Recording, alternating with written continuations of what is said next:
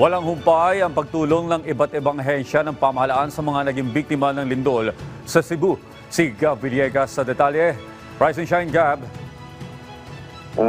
Nakatakdang magpadala ang Bureau of Customs ng donasyon ngayong umaga para sa mga residente at komunidad na apektado ng pagtama ng magnitude 6.9 na lindol sa Cebu nitong September 30. Ilan sa mga inaasahang darating dito ngayong umaga ay si Bureau of Customs Commissioner Ariel Nepomuceno, kasama ang mga opisyal mula sa Office of Civil Defense at Philippine Air Force.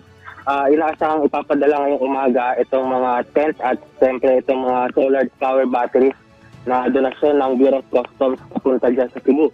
Itong Biyernes ay lumipad patungong Ebuen Air Base sa Cebu ang dalawang C-130 cargo aircraft para mag-atid ng 77 tents at 30 blanket mula sa OCD at higit 1,200 saritimba food pack mula sa Philippine Charity District Office.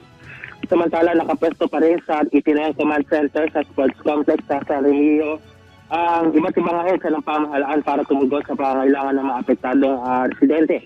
May mga pagkain at mainom na tubig na nakahanda at maging mga family food packs mula sa DSWD.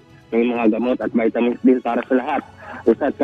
Isang kalahating ektaryang tent city rin ang nakatakdang buksan para magsilbing temporary shelter sa mga residente. Sa inisyal na plano ng LGU ng San Remigio ay nasa 500 tents ang kanilang ipupwesto sa kanilang open area.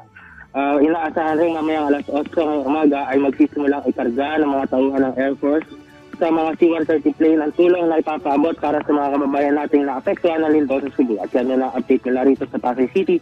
Balik sa inyo sa studio. Maraming salamat, Gab Villegas.